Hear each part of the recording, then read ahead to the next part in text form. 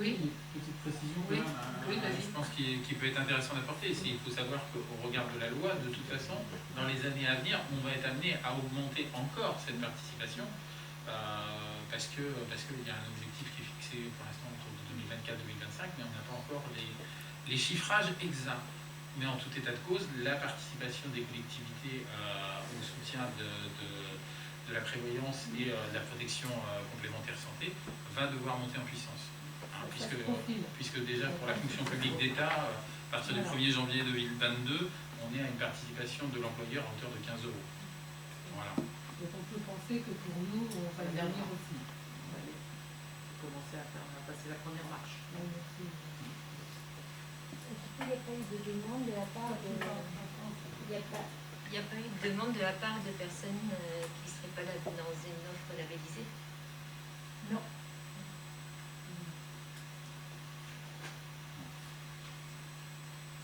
Après, je pense que le travail qui a été fait déjà, excuse-moi, le travail qui a été fait en 2013, je pense qu'il y a aussi des choses qui ont été faites, donc déjà les agences sont sensibilisées par rapport au type de contrat qu'ils peuvent avoir avec les prestataires. Oui, bon, je voulais juste rajouter que tous les agents ont des complémentaires labellisés. Voilà, c'est ça. Ben là, et en plus de ça, ils ont été réinformés par rapport à ça, l'importance. Après, chacun fait ce qu'il veut. Ah oui. C'est pas une obligation.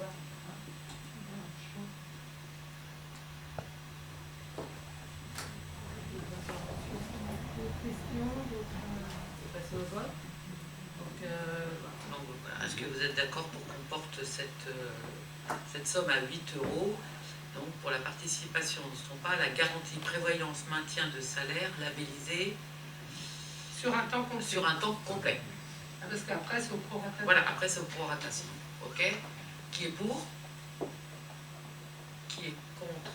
Qui s'abstient? Là-bas. Alors, la délibération suivante, c'est encore des ressources humaines. Alors, c'est la gestion du temps de travail et fixation des cycles de travail. C'est la fameuse loi des 1607 heures. Je vais vous brosser le contexte et Claire vous expliquera comment on l'a décliné sur la commune, sur notre commune. Voilà, d'abord le contexte et ensuite nous comment on compte l'appliquer. Donc, depuis la loi du 3 janvier 2001 relative à la résorption de l'emploi précaire et à la modernisation du recrutement dans la fonction publique, ainsi qu'au temps de travail dans la fonction publique territoriale, la durée hebdomadaire de temps de travail est fixée à 35 heures par semaine et la durée annuelle est de 1607 heures. Cependant, les collectivités territoriales bénéficiaient de la possibilité de maintenir les régimes de travail mis en place antérieurement. Et la loi du 6 août 2019 de transformation de la fonction publique a remis en cause cette possibilité. En effet, l'article 47 de la dite loi pose le principe de la suppression des régimes de temps de travail plus favorables et l'obligation à compter du 1er janvier 2022 de respecter la règle des 1607 heures annuelles de travail. En ce sens, en 2017, une circulaire du 31 mars 2017 relative à l'application des règles en matière de temps de travail dans les 3 versants de la fonction publique rappelait qu'il est de la responsabilité des employeurs publics de veiller au respect des obligations annuelles de travail de leurs agents. Ainsi, tous les jours de repos octroyés en dehors du cadre légal et réglementaire qui diminuent la durée légale de temps de travail en deçà des 1607 heures doivent être supprimés. Donc le cadre légal, les collectivités peuvent définir librement les modalités concrètes d'accomplissement du temps de travail dès lors que la durée annuelle de travail et les prescriptions minimales suivantes prévues par la réglementation sont respectées. C'est la durée annuelle légale de travail pour un agent travaillant à temps complet est fixée à 1607 heures, soit 35 heures hebdomadaires. La durée quotidienne de travail d'un agent ne peut excéder 10 heures. Aucun temps de travail ne peut atteindre 6 heures sans que les agents ne bénéficient d'une pause dont la durée doit être au minimum de 20 minutes. L'amplitude de la journée de travail ne peut dépasser 12 heures. Les agents doivent bénéficier d'un repos journalier de 11 heures minimum. Au minimum, le temps de travail hebdomadaire, heures supplémentaires comprises, ne peut dépasser 48 heures par semaine, ni 44 heures en moyenne sur une période de 12 semaines consécutives. Et les agents doivent disposer d'un repos hebdomadaire d'une durée au moins égale à 35 heures comprenant en principe le dimanche. Il faut mettre en place les 1607 heures en respectant toutes ces règles. Donc Claire va vous expliquer comment ça va être décliné sur la commune d'Arnage. Voilà, alors donc, elle vient Madame le maire, vient de mettre le cadre. Et nous, à partir de ce cadre-là, on a essayé de mettre en place des modalités qui permettent aussi aux agents de pouvoir se positionner par rapport à ce nouveau cadre. Parce que forcément, ça a des répercussions sur leur quotidien. Voilà. Donc, les modalités qu'on a fixées avec les agents responsables des services, ça a été d'abord de rencontrer chaque service. C'est-à-dire qu'entre le 11 octobre 2021 et le 10 novembre 2021, c'est-à-dire sur un mois, les responsables de service et Madame la responsable des services a rencontré chaque service pour leur exposer le cadre, comme Madame Sens vient de le présenter, et essayer de réfléchir avec eux sur...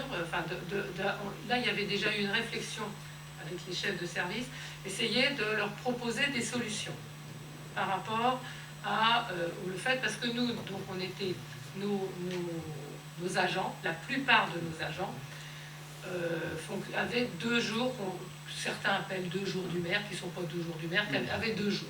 Voilà. Et ces 2 jours-là, il fallait qu'on les répartisse sur les semaines. Donc il y a eu plusieurs propositions qui ont été réfléchies au niveau des chefs de service, des propositions qui ont été proposées à chaque service, en gardant aussi l'idée d'essayer pour que les agents s'y retrouvent, que la collectivité s'y retrouve, et qu'aussi au niveau de chaque service, les besoins des services soient remplis. Parce que, par exemple, il y a des services, il y a des moments où ça nécessite que tout le monde soit là. Parce qu'il y a des gens qui travaillent à 2, à 3, donc voilà, il y a tout un... En gros, il fallait rajouter à peu près une demi-heure par semaine. Une moyenne, mais ça, c'est voilà. Donc pour chaque service, je vais vous décliner ce qui a été décidé, proposé et finalement entériné par les agents.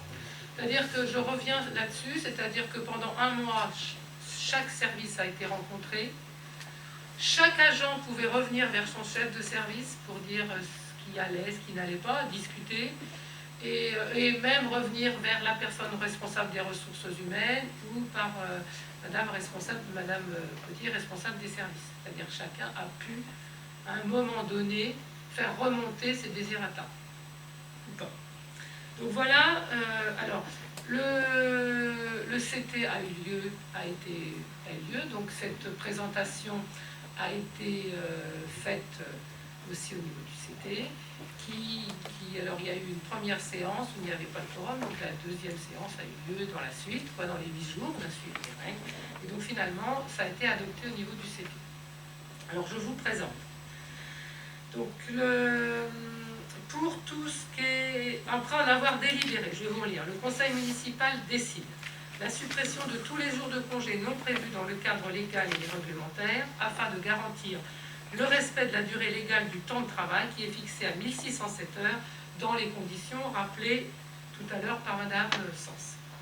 Dans le respect de la durée légale de temps de travail, les services suivants sont soumis au cycle de travail suivant. Alors, pour ce qui est directeur général des services et responsable des services, le cycle hebdomadaire est de 37h30 sur 5 jours ou 4 jours et demi et ouvre droit à 15 jours d'ARTT par an. Le collaborateur de cabinet, le cycle horaire sera de 37h30 sur 5 jours ou 4 jours et demi et ouvre droit à 15 jours d'ARTT. Pardon ? Le cycle hebdomadaire, j'ai dit horaire ? Oui. Excusez-moi. Oui, parce que par jour, ça serait... Déjà, il faut les trouver. Oui, il faut déjà commencer à les chercher. Bon, excusez-moi.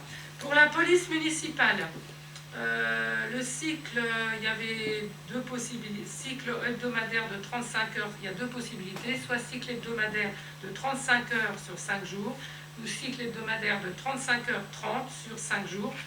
Alors là, si c'est 35h30 sur 5 jours, ça ouvre droit à 3 jours de RTT. C'est pas nous qui inventons ça, ça fait partie du cadre de la loi.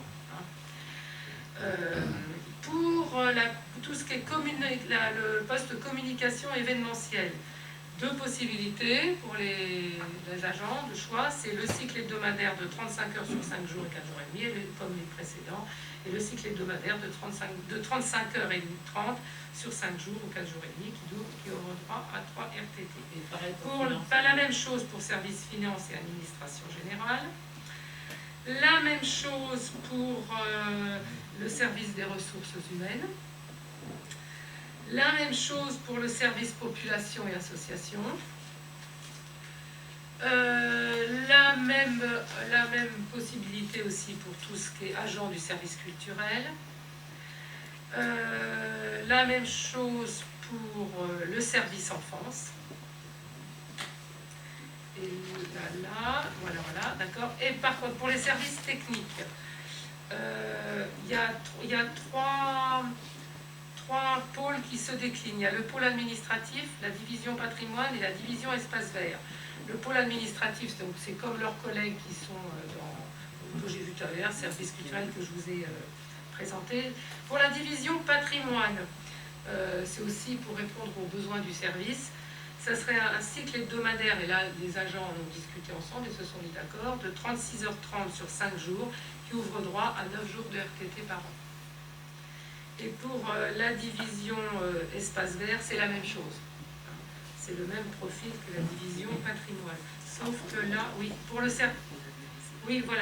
le service enfance, j'aimerais qu'on revoie, parce que c'est peut-être... oui, voilà. C'est en grisé. Donc il y a le pôle administratif, qui, un peu comme tous les administratifs de la collectivité. Et après, pour tout ce qui est animation, petite enfance, restauration scolaire, le cycle de travail il est sur un temps annualisé. C'est-à-dire qu'il y a des moments où ils vont faire plus sur certaines semaines et d'autres moments moins. Comme c'est parce qu'il y a les congés scolaires, c'est un système. Et puis voilà, il y a des congés qui ne sont pas les mêmes que pour les autres au niveau administratif. Il y a des moments où le service, entre guillemets, est fermé. Voilà. Donc, mais il y a des choses, il y a des moments où on a besoin plus. Donc c'est pour ça que là, le service est annualisé. Voilà. Et on fonctionne toujours sur 1607 heures. Parce que la restauration, oui, même pendant les vacances, il y a les accueils de loisirs, mais il n'y a qu'une restauration qui fonctionne. Et voilà, il faut pour les congés, c'est pour ça. Donc, je reviens sur les jours de RTT, parce que c'est important, juridiquement, ce ne sont pas des congés annuels. Donc, ils ne sont pas soumis aux mêmes règles que les congés annuels des fonctionnaires. Donc, ils peuvent être pris sous réserve des besoins de la collectivité, bien entendu, ou du service, soit de manière groupée, soit sous forme de congés isolés, soit sous forme de demi-journée, à la convenance aux besoins de l'agent, mais il ne faut pas non plus que ça impute sur les nécessités de service. Et ce qu'il faut savoir, c'est que les jours d'RTT qui ne sont pas pris au titre d'une année ne peuvent pas être reportés l'année suivante. Ils peuvent, le cas échéant, être déposés sur un compte épargne-temps. Et pour les agents qui ont un cas d'absence de l'agent qui entraînerait une réduction des RTT, ces jours seront défalqués au terme de l'année civile de référence. C'est toujours au prorata du temps présent. Et j'espère que... Est-ce que vous avez des questions? Est-ce que... voilà. Moi, c'est pas une question, mais oui. Je voudrais dire que ce n'est pas une augmentation de temps de travail pour les personnels, parce que les 35 heures, enfin les 1607 heures, 35 heures par semaine, c'est une loi de janvier 2001. Seulement, au fil du temps, c'est une loi qui a été votée pour résorber l'emploi précaire et la modernisation du recrutement dans la fonction publique. Voilà. Donc, au fil du temps, selon voilà, selon les villes, les collectivités territoriales, il y avait 1, 2 jours d'accordés comme ça, mais c'est remettre tout le monde au même niveau. Voilà. Tout à fait. Alors, Là, ça a tardé, mais comme bon, toutes les collectivités, et là, on est arrivé à un moment où il fallait le faire. Voilà.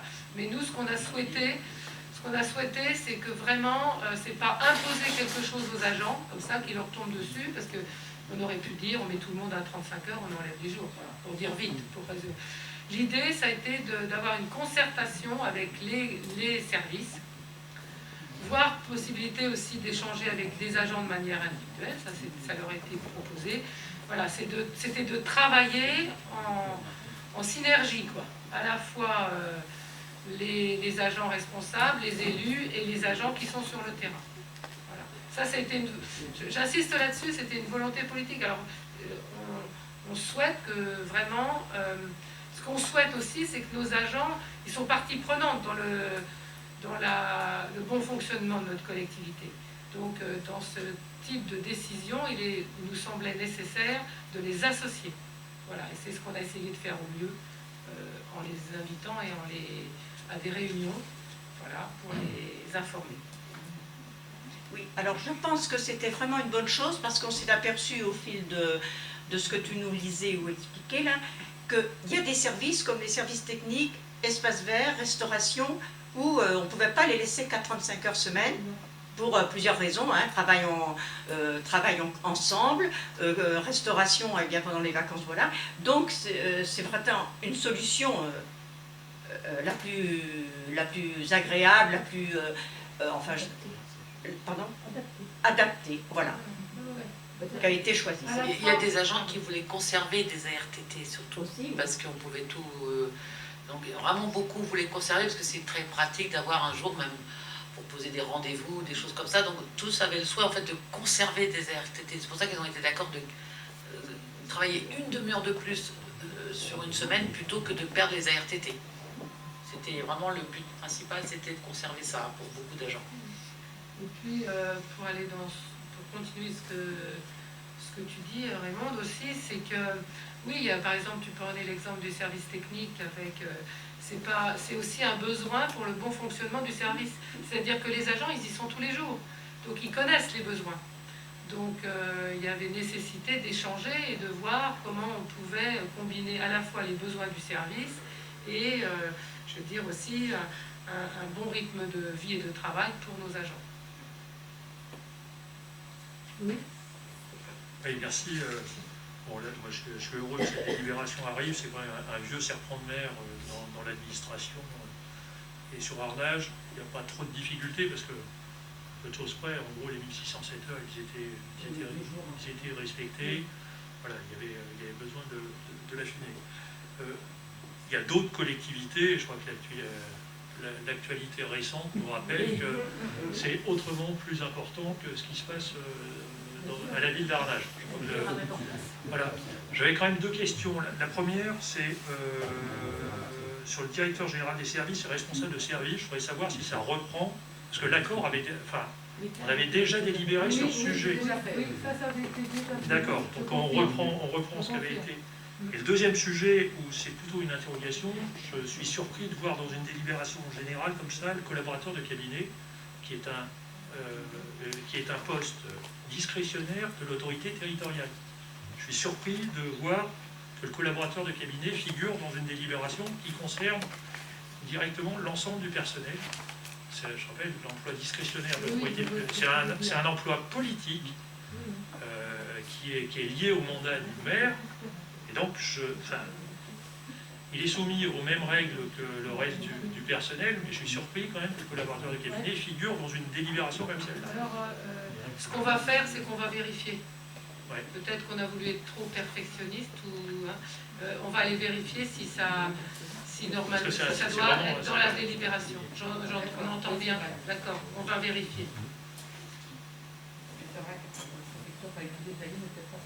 Alors après, dernière question, est-ce que ça a une incidence, donc ça a été vu avec le personnel, est-ce que dans les organisations telles qu'elles étaient, dont je me souviens, est-ce que ça a des incidences sur des personnels en poste aujourd'hui? C'est-à-dire sur le fait On offre des possibilités, parce qu'on autorisait déjà à 4 jours et demi, de mois, Oui. dans un Oui, certain oui, nombre de oui, services. oui, oui, On oui. se veut dire qu'on va plus loin pour d'autres services, ou non, on reste sur le système existant, il n'y a pas de grosses Non, modifications. en fait, il va faire une demi-heure, enfin, pour vraiment beaucoup. C'est vraiment Non, c'est ouvrir juste- la possibilité de 3 jours d'RTT. Oui, voilà, c'est ça. Mais il n'y a pas de grosses modifications, ça va être plutôt la demi-heure dans la semaine, Voilà. mais autrement, globalement, il n'y a pas de Ils grosses conservent tous modifications. les jours qu'ils avaient. D'accord. Merci. Ouais, je voulais tout d'abord remercier quand même l'ensemble des personnes qui ont bossé sur ce dossier-là, hein, élus et direction de service, DGS, DRH, qui ont permis d'aboutir à une proposition telle que celle-là. Le de proximité qui a été effectué auprès de l'ensemble des services a débouché sur un scénario qui est très acceptable, enfin le plus acceptable possible, et le moins douloureux pour les agents, on va dire. Cependant, cette augmentation de 2 jours du temps de travail, parce que moi j'estime que c'est quand même une augmentation concrètement pour les agents, c'est 2 jours d'augmentation de leur temps de travail. Donc effectivement, la loi de 2001 n'était pas respectée en tant que telle. Une loi qui a été faite pour résorber la précarité dans la fonction publique. J'aimerais bien avoir les chiffres avant 2001 et après 2001, savoir si la précarité a bien été résorbée, mais j'en doute fortement. Donc cette augmentation pour atteindre les 1600 heures de travail que doivent effectuer les agents de la fonction publique découle de la loi de transformation de la fonction publique qui nous oblige maintenant, la loi du 6 août 2019, qui a fait l'objet d'un vœu lors d'un conseil municipal, celui du 26 mai 2021, dans lequel nous affirmions, entre autres, petite phrase, considérant par ailleurs qu'une application stricte de la loi de transformation de la fonction publique imposerait aux agents de travailler encore plus sans revalorisation aucune de salaire. Et en conclusion de ce vœu, nous disions, le conseil municipal d'Arnage demande d'abroger la loi de transformation de la fonction publique et d'engager une vraie réflexion concertée avec les collectivités. Même si on s'en doutait, il s'avère que ce vœu n'a malheureusement pas permis de remettre en cause la loi. Nous devons aujourd'hui voter cette nouvelle organisation des horaires de travail des agents. Il me semble important de rappeler aussi que les agents de la collectivité assurent quand même un travail d'une grande qualité. Certains ont été fortement impactés par la crise sanitaire, il faut le rappeler, hein, notamment les équipes d'entretien, les accueils d'enfants pour les soignants, l'accueil mairie. D'autres personnels qui sont également impactés par une charge de travail très importante, de plus en plus importante même, je pense, sur les questions de dématérialisation, sur les questions d'entretien du patrimoine, sur les questions purement administratives également. Encore une fois, le travail en interne, effectué par la direction et par les élus, permet de maintenir des conditions de travail acceptables pour nos agents. Ça je les en remercie. Il semble également important de rappeler que dans une étude de l'INSEE 2014, il est indiqué que les agents de la fonction publique territoriale sont en moyenne 25% moins bien payés que dans la fonction publique d'État et 15% moins bien payés que dans le secteur privé. Même si la typologie d'emploi est différente, ces chiffres prouvent quand même le manque de considération que l'État apporte aux agents de la fonction publique territoriale, et particulièrement aux catégories C, qui sont très nombreux, très majoritaires sur les collectivités, sur notre commune en particulier. D'autre part, les difficultés auxquelles sont confrontées aujourd'hui les collectivités locales ne sauraient pas être résolues par cette augmentation du temps de travail des agents.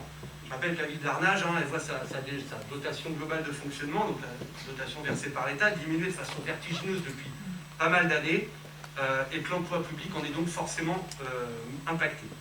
Il semble que la priorité pour l'État ne devrait pas être de s'attaquer aux quelques avantages que peuvent encore avoir un certain nombre de fonctionnaires, surtout quand on voit toutes les contraintes que j'ai pu citer plus tôt, et le manque de reconnaissance et de valorisation de leur travail, mais la priorité devrait bien être d'augmenter les rémunérations des agents en jouant sur l'augmentation du point d'indice et de redonner aux collectivités des moyens de fonctionner correctement, avec des ressources leur permettant d'accomplir sereinement et convenablement leur mission, et leur permettant de créer de l'emploi titulaire et de renforcer la qualité de vie au travail de leurs agents. Pour toutes ces raisons, je ne peux décemment pas voter pour cette proposition. Je ne voterai pas contre non plus l'une des moins mauvaises solutions ayant été trouvées et acceptées par les agents. Donc je m'abstiendrai sur cette délibération. Par contre, il y a un moment, parce que c'est des termes qui étaient employés, on ne demande pas aux agents, enfin, le terme n'est pas de demander aux agents de travailler plus, c'est alors de perdre plutôt mais c'est de travailler pour les heures pour lesquelles ils sont payés, de travailler le nombre d'heures. Ils sont payés 1607 heures, on leur demande de travailler 1607 heures. Alors, par contre, oui, ils perdent en fait des avantages qui étaient chez nous 2 jours, mais c'est pas, faut pas, enfin, oui, mais le terme n'est pas de travailler plus, il est de travailler le nombre d'heures pour lequel ils sont payés. Mais ce qui en découle, parce que c'est pas pareil de dire, on ne demande pas aux gens c'est pas pareil. Par contre, oui, de perdre effectivement ces acquis de 2 jours qu'ils avaient. Il va falloir qu'ils compensent ces 2 jours qu'ils avaient. Mais on leur demande, enfin, l'État leur demandait de travailler 1607 heures puisqu'ils sont payés 1607 heures. Je sais qu'il y a une subtilité, mais qui est importante parce que quelqu'un qui n'a pas du tout entendu avant entend de travailler plus, tu comprends, c'est juste. Mais au final, d'accord. Ils perdent des avantages. C'est pas pareil. L'État ne demande pas à ce qu'ils travaillent plus, demande à ce qu'il n'ait plus d'avantages. Ils auraient pu travailler que 35 heures, pareil. Enfin, je pense que moi je le vois comme ça. Vas-y, Thierry. Ouais, simplement, il faut aussi revenir sur la situation d'Arnage. Il faut revenir, pour compléter, enfin, j'entends bien les propos d'Emmanuel. Cette loi, elle a été faite aussi pour que la fonction publique, elle soit, quel que soit le fonctionnaire, quel que soit le lieu où il travaille en France, il n'y ait pas de différence de traitement. C'est vrai qu'aujourd'hui, sans citer principalement dans les très grandes communes, et desquelles je veux parler, aujourd'hui, il y a quand même un très gros écart entre un agent d'une petite commune ou de la ville d'Arnage et ces très grosses collectivités où les 1607 heures sont absolument pas, et je crois qu'on est même divisé par 2 pour certains. Alors après j'entends. Je rappelle quand même que la volonté, quand on est fonctionnaire, c'est aussi qu'il n'y a pas de différence de traitement. Normalement, on doit avoir un traitement égalitaire. Alors est-ce qu'il faut diviser par 2 le temps de travail? Ça, c'est un autre sujet sur lequel on peut aussi échanger. Pourquoi pas? Deuxième sujet quand même, et je voudrais revenir aussi, moi, principalement sur Arnage. Dire que sur Arnage, il y a aussi un certain nombre de choses qui ne se font pas dans les collectivités. Il y a un régime, alors le régime indemnitaire tel qu'il existe aujourd'hui, il est jamais suffisant. Mais je crois que c'est aussi un sujet qui est important, c'est qu'on a la possibilité aujourd'hui d'offrir aux agents un régime indemnitaire qui soit correct, un niveau de régime indemnitaire qui soit correct. Et par ailleurs, et je crois qu'en Sarthe, il n'y a que 3 communes qui peuvent le faire, c'est qu'il y a un 13e mois. Enfin, un 13e mois, il y a une prime de vacances. Il y a une prime de vacances.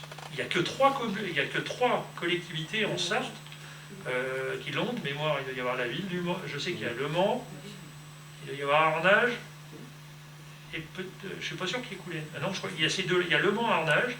Il faut savoir qu'il n'y a qu'ici où on a accès aussi à ce complément de rémunération. Donc voilà, après j'entends, effectivement, il y a une réorganisation, il y a un petit moment.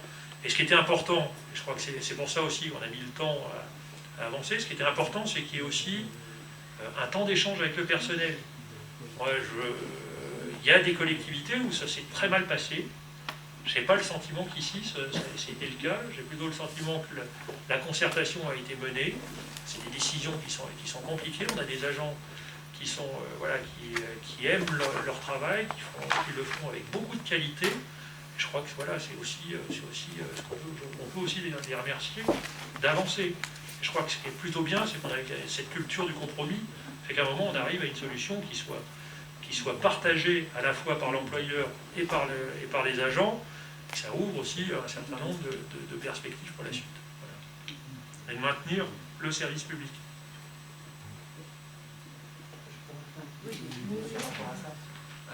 J'entends bien tout ça, effectivement, il y a des collectivités où il a fait de l'abus, on peut le dire, par rapport à ça, ce qui n'était pas le cas d'Arnage d'ailleurs.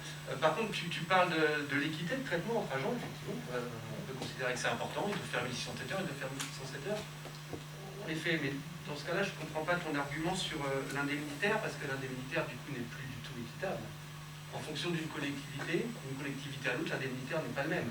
Donc soit on est équitable sur tous les plans et sur la durée du temps de travail, soit c'est l'employeur qui est la collectivité qui décide des avantages que peuvent avoir les uns ou les autres de leurs agents. Donc de vouloir l'équité sur un domaine mais pas sur tous les domaines, je ne comprends pas. Moi, je voudrais dire un petit mot quand même. Enfin, je ne vais pas reprendre tout ce que tu as dit, parce que je ne m'en rappelle pas, mais dans la fonction publique, qu'elle soit territoriale, d'État ou bien de santé. On a des bas salaires quand on n'a pas un niveau d'études ou de diplôme, voilà.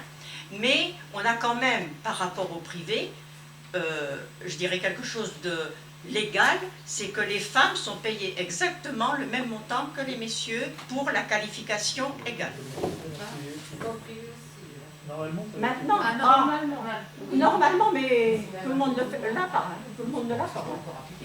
Non. On a des enquêtes, si, je suis tout à fait au courant de ça. On a des enquêtes de l'égalité homme-femme, des critères à respecter et des inspections du travail. Et ça, c'est un critère obligatoire. Oui, mais aujourd'hui, tout le monde, c'est pas appliqué pour tout le monde. Et dans les avocats, c'est Après, je pense qu'il ne faut pas qu'on oppose forcément public-privé, parce que je pense que les choses sont beaucoup plus complexes que ce qu'on a dans l'esprit. Les choses se complexifient, je pense. Je crois vraiment qu'il faut qu'on s'attache déjà à nous, à notre collectivité, enfin au type collectivité, pas forcément à notre collectivité, ce qui se passe pour les agents en collectivité. Moi j'ai entendu ce qu'a dit tout à l'heure Emmanuel, c'est vrai qu'on n'est pas... on entend bien ce que tu dis, Emmanuel, c'est sûr, mais c'était pas, on va dire, c'était le propos sans être le propos aujourd'hui, mais bon, je comprends que ça soit dit. Voilà. Et je crois qu'il ne faut vraiment pas qu'on oppose parce que c'est pas possible de toute façon, parce qu'il y a des fonctionnements différents, il y a tellement de clauses, tout ça. Il faut déjà, nous, qu'on s'attache à voir comment on peut mettre en place des choses pour nos agents, pour que ce soit le plus confortable, ça sera un grand mot, le plus... Oui, je vais dire confortable, parce que j'en trouve pas d'autres. Voilà. Mais il y a beaucoup d'améliorations, mais on a bien conscience qu'il y a beaucoup d'améliorations à faire au niveau du salaire des agents du public. Ça, c'est certain. Un des indices qui me permet d'annoncer ça, et je pense aussi au niveau des gens qui sont autour de la table, c'est-à-dire que pour trouver des agents actuellement, c'est très compliqué, parce que les gens se retournent vers le privé, parce qu'ils ne sont pas assez payés au niveau du public. Ça, c'est... Voilà. Et nous, on peut pas faire... Il y a des choses où on ne peut pas faire plus. Voilà. Donc, il y a des indices, et je pense que ça va être c'est un chantier, peut-être, c'est pas à notre niveau, mais c'est certainement un chantier au niveau national, parce que si on veut continuer à avoir des agents au niveau du public, quel que soit le type de public, il y a quelque chose à réfléchir à ce niveau-là. Sur ce sujet, j'avais le débat cet après-midi sur une inauguration qui se tenait sur le Mans Métropole. En fait, plus ça va, plus la fonction publique est de moins en moins attirante. C'est-à-dire que le problème posé par les niveaux de rémunération est une vraie difficulté. On voit, c'est à la fois sur des agents, dans le secteur que ce soit sur les cadres intermédiaires, sur les cadres B, les techniciens. On voit que quels que soient les secteurs, aujourd'hui, on a beaucoup de mal à recruter. Donc se pose principalement la difficulté liée à la rémunération. Ça, c'est quand même un point compliqué, tout en sachant, et c'est aussi là où c'est aussi extrêmement compliqué, c'est qu'aujourd'hui, les communes ont de moins en moins la capacité aussi à accroître de manière forte leurs dépenses. En fait, on est relativement contraint. Donc, ça veut dire que c'est des arbitrages qu'ils ont fait. Pourquoi aujourd'hui le point d'indice est gelé? Ça va faire plus de 10 ans qu'il est... Peut-être pas, non, il y avait une revalorisation en 2017.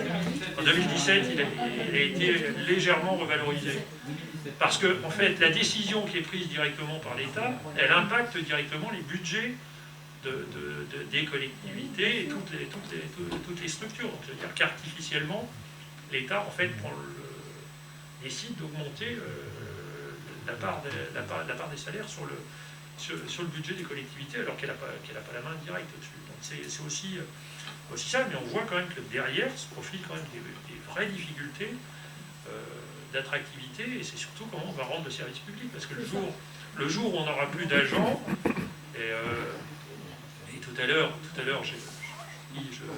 c'était plutôt dans le secteur de l'eau et l'assainissement, on disait, ben, on va finir par avoir le... Est-ce qu'il faut qu'on finisse par être délégué au privé? Enfin, c'est des vraies questions. Parce qu'on ne trouve pas d'agents. On ne trouve pas d'agents.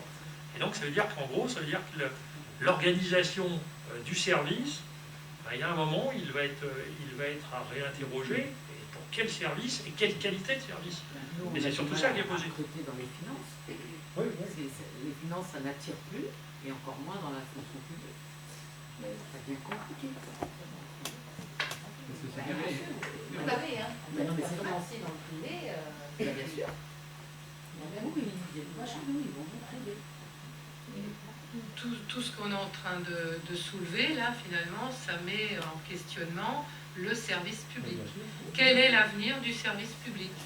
Qu'est-ce qui se profile? Parce que, voilà, on a besoin de recruter du personnel, que ce soit du personnel genre électricien, plombier, administratif. On n'en trouve pas. On n'en trouve pas parce que les gens vont vers d'autres structures qui sont beaucoup plus lucratives.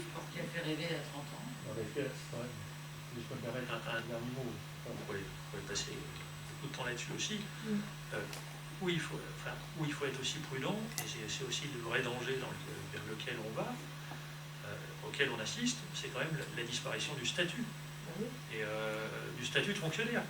Et quand la décision a été prise d'ouvrir les postes à responsabilité, notamment de DGS au privé, aujourd'hui, on peut proposer des contrats de droit privés sur des postes à responsabilité. J'en parle en tant que fonctionnaire territorial. Le jour où des maires vont faire le choix d'aller recruter des directeurs généraux issus du privé qui n'ont pas la connaissance de la fonction publique et qui derrière il va falloir aller protéger l'élu, parce que quoi qu'on en dise, c'est que le directeur général des services, il est là aussi pour protéger les élus.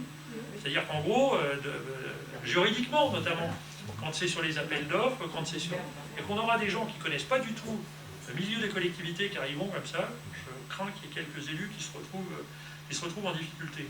Puis simplement, il faut s'interroger, pourquoi on annonce la suppression de l'ENA? Pourquoi on annonce la suppression du corps préfectoral? Alors qu'en fait, quand on réfléchit quand même en France, le préfet, moi je n'ai pas entendu, les préfets étaient remis en cause. Enfin, c'est pas une demande on a un fonctionnement qui fonctionne plutôt bien. Le préfet il est reconnu dans le département. Pourquoi aller les supprimer? Aujourd'hui, il y a un corps préfectoral. Le risque encore, c'est qu'on va l'ouvrir au privé, et puis on aura déjà, là, on aura non plus un corps préfectoral, mais on aura un préfet qui sera à la manne directement du président. Enfin, clairement, c'est ça. Et donc, ça interroge. Voilà, le devenir de la fonction publique me questionne, m'inquiète. Alors, nos échanges, là, c'était très intéressant, mais on va revenir au vote de notre délibération. Je te laisse annoncer. Donc, le vote, c'est pour l'appliquer tel que Claire vous l'a énoncé service après service. On ne va pas relire tous les services. Est-ce que vous êtes d'accord avec l'application sur notre territoire de toutes les façons de faire? Oui, vas-y Sylviane.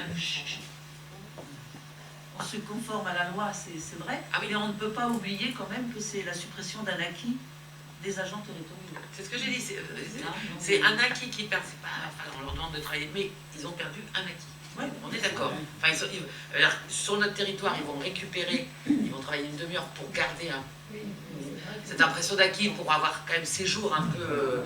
mais oui, c'est un acquis qu'ils perdent. C'est un acquis. Enfin, nous, c'était 2 jours, je veux dire, ça va, parce que honnêtement, je plains les collectivités qui vont avoir 10, 15, voire plus de jours. Enfin, même pour traiter avec, ça va être chaud quand même. Nous, c'était 2, voilà.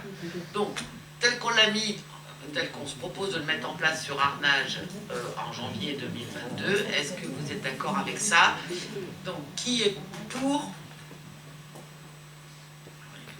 Alors, qui Qui est contre?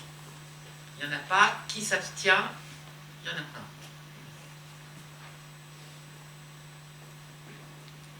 Merci beaucoup. Je voulais seulement vous remercier au nom des services ressources humaines des questionnements et de l'intérêt que vous avez eu par rapport aux deux délibérations qu'on vient de présenter. Merci. Donc là, on en a fini avec l'ordre du jour. Donc le conseil en lui-même est terminé, mais je vais profiter pour vous donner des dates